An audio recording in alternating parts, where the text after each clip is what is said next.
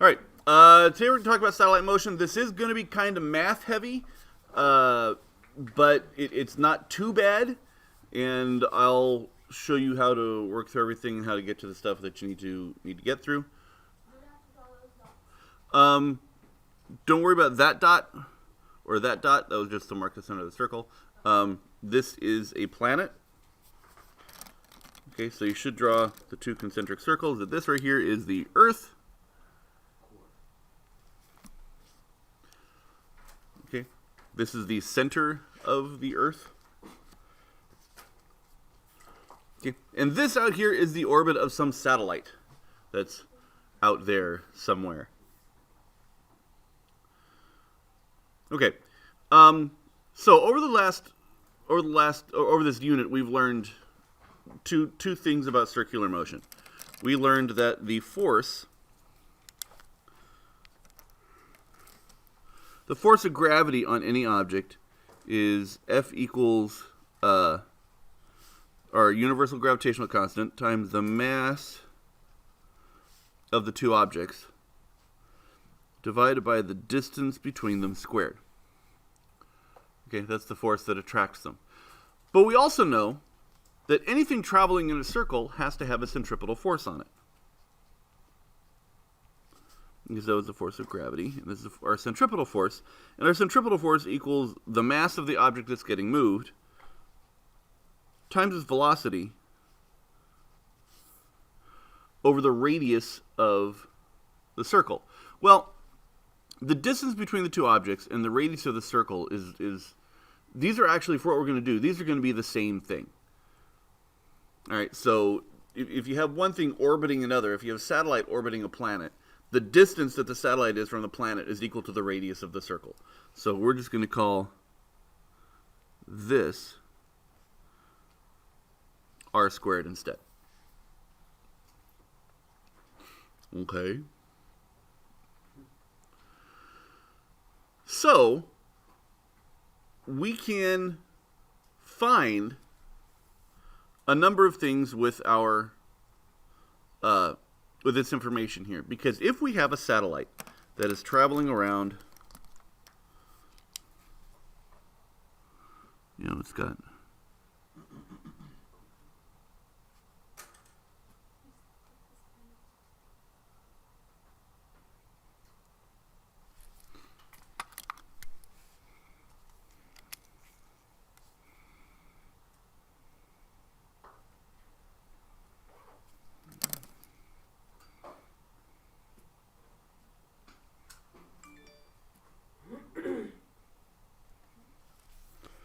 okay, here's our satellite with all of its solar panels and all that. This is traveling around. It's experiencing a force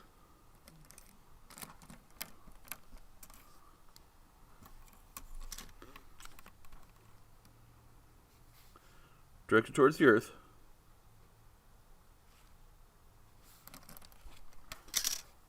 And this is the force of gravity. The thing is keeping it traveling around, keeping it traveling in a circle is the force of gravity.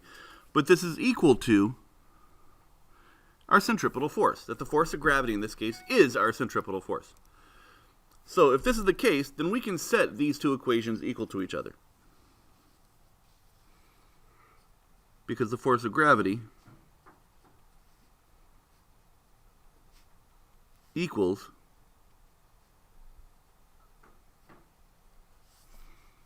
our centripetal force.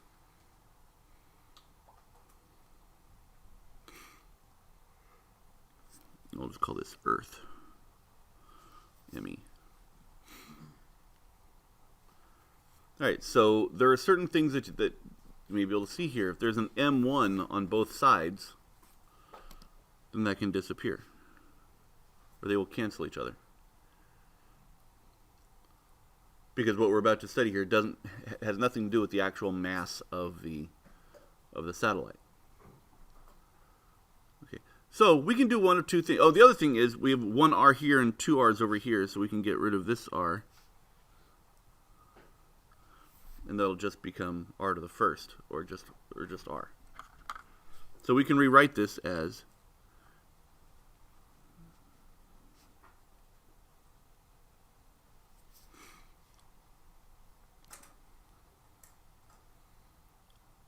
You guys follow me there? All right, so we can do two things. One, we can determine if we're traveling at any particular speed. If a satellite is traveling at a speed, we can determine what velocity it has. I'm sorry, what radius it is, how far it is from the Earth. Okay, or if we know we want a satellite to travel at a certain radius, a certain height above the Earth, this is how fast it's going to have to go. Yeah? Okay, so we can use this to go back and forth. Does that make sense? Okay, so the way we finish this out, if we want to find the speed is then going to be, we square root this, and we get the square root of that g number, that 6.67 times 10 to the negative 11th, times the mass of the Earth, divided by r, equals how fast we have to go. Okay, so this is going to be our speed.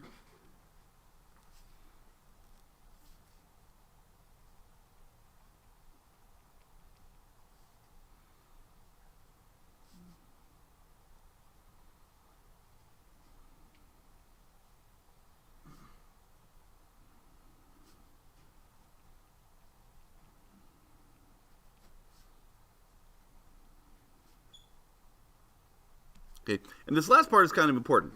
That's the speed of the satellite, how fast this is traveling. We'll call it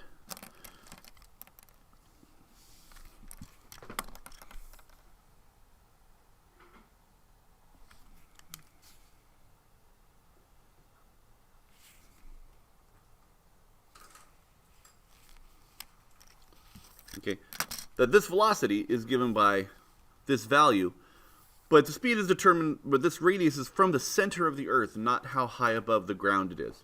The Earth has an actual radius. The radius of the Earth is about 4 kilometers. And that's all shiny and really hard to see. It's about 4,000 meters. Is that better? Yeah. So the radius of the Earth is about 4,000 kilometers. And so that would need to be added to our radius of our orbit. Yeah, not just, so if it's so high above the Earth, then it's another 4,000 kilometers to the center of the Earth. Okay, so that's how we would find the speed of one of our satellites. Which kind of solves one of your answers. Now, there's another piece of math that we need to talk about. This big thing is a circle. And if this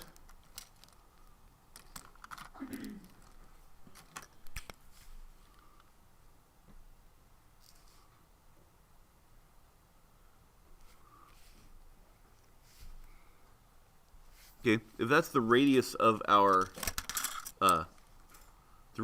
orbit, and we're traveling this velocity, how long is it going to take for us to go all the way around? Aha. 5 years? No. In fact, the space station travels around the Earth about every 90 minutes. It's one full trip around the Earth in 90 minutes, which is pretty impressive. Okay. So, how far does it have to go? Well, if we have our velocity, we know the velocity equals distance over time, right? Yeah, hopefully this rings a bell with you guys. Okay. Well, if we're traveling in a circle, how do we determine our distance? Or what would we call this distance that he travels if he's in a circle? It would be the what of the circle? What's that? That would be the circumference. Do you remember what the circumference is of a circle? Pi times the diameter. But a diameter is how many radiuses? Not squared. If this is one radius and the whole thing is the diameter would be 2 radiuses, right? It would be 2 pi r, right? So it would be 2 times the radius times pi. Yeah? So that's how far it's going to travel. And the time it takes for something to travel in a circle, or for anything to repeat in a cycle, okay, has a specific name to it. It's called the period. And we're going to call it T.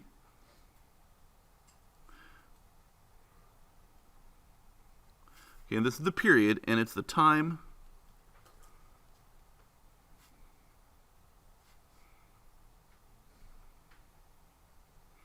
that's the time for one cycle. And we will talk more about this soon when we start talking about waves. That waves happen in cycles also. Okay, and so the period of a wave is the time it takes for one wave to happen, or for one thing to go around in a circle.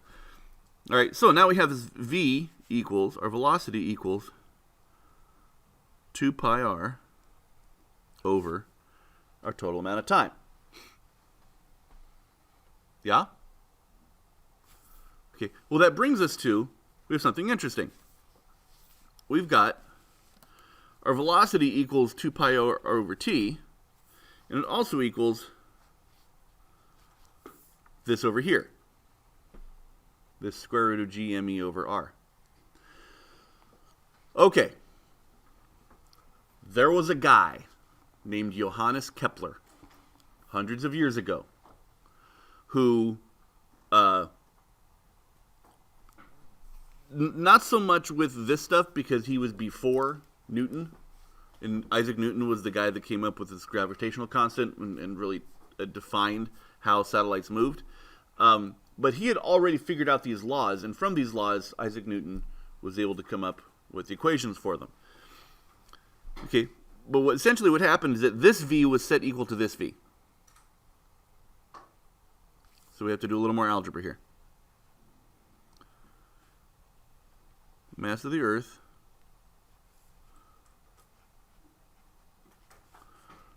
equals 2 pi r over t. All right. And what we're going to do is we're going to find a relationship between the time it takes for a satellite to go in its orbit and the size of the orbit itself. Okay, and the size of the orbit is represented by r. You guys ready for that? All right. So I don't like square roots. We're going to get rid of the square root. And that's going to equal 4 pi squared r squared over t squared. Yeah? You guys follow me? You guys with me there? Yeah. Okay. Now, I'm going to get rid of the fractions now. So I'm going to multiply both sides by r over, by r t squared. And what that does is it cancels the t squared on this side, and it cancels the r on that side. So we get g me t squared equals 4 squared. 4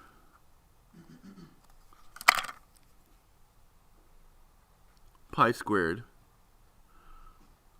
r cubed. R times r squared is going to be r cubed.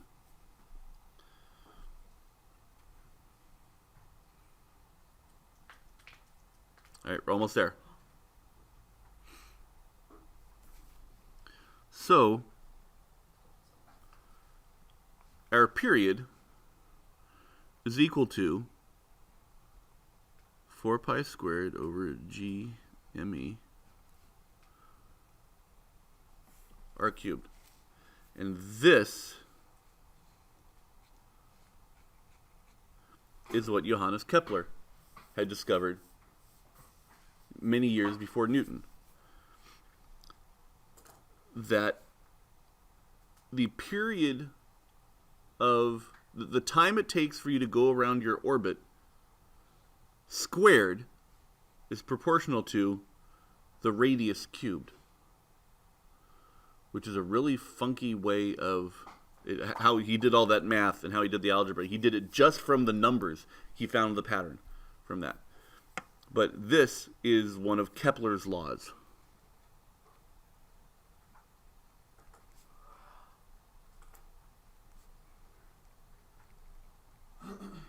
Okay, and this one is called Kepler's law of periods. And so the amount of time it takes to go around squared is equal to, or is proportional to, the cube of the radius. And yeah, you're going to have to do some squareds and cubes. Okay, but this is for the assignment that you're going to get tomorrow. Not for tonight. Okay, so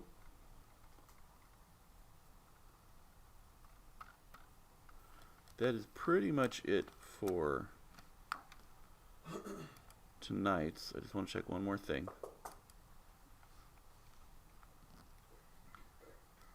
So we're not using this one tonight, just tomorrow?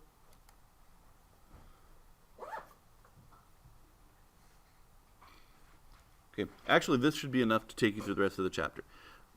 So this is the idea of satellite motion and Kepler's laws. There's one more Kepler's law. Well, I'll show you the last one. The last one is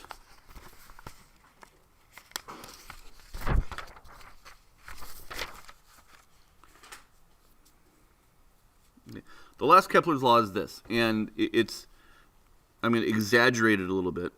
Are you ready? Uh-huh.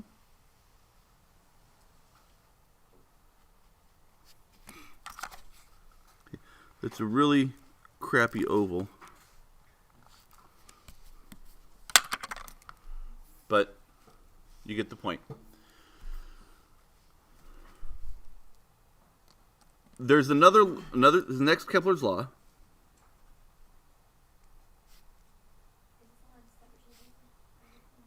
I'm sorry? Nope. Trying to fit on this term. Kepler's law of equal areas, and this one's really straightforward. That as a satellite moves around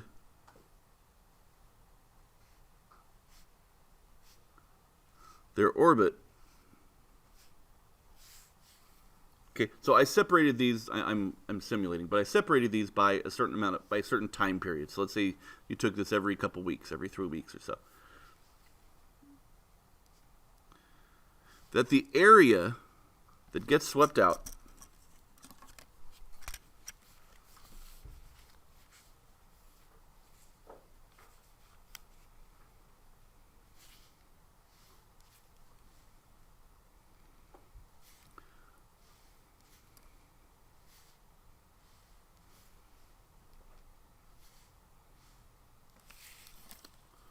the area that gets swept out by this radius right here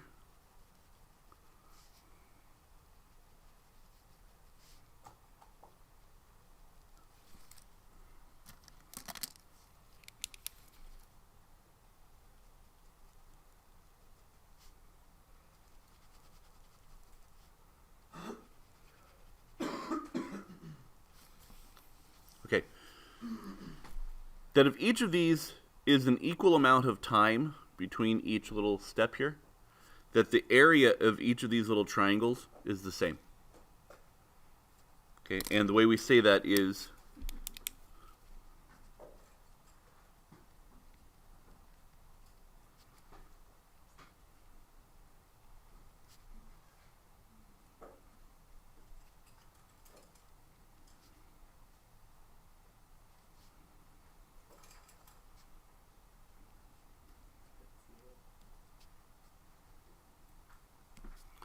that a satellite in orbit sweeps out equal areas in equal times.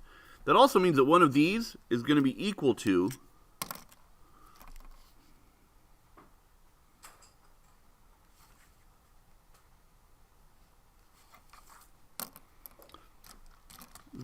this area over here.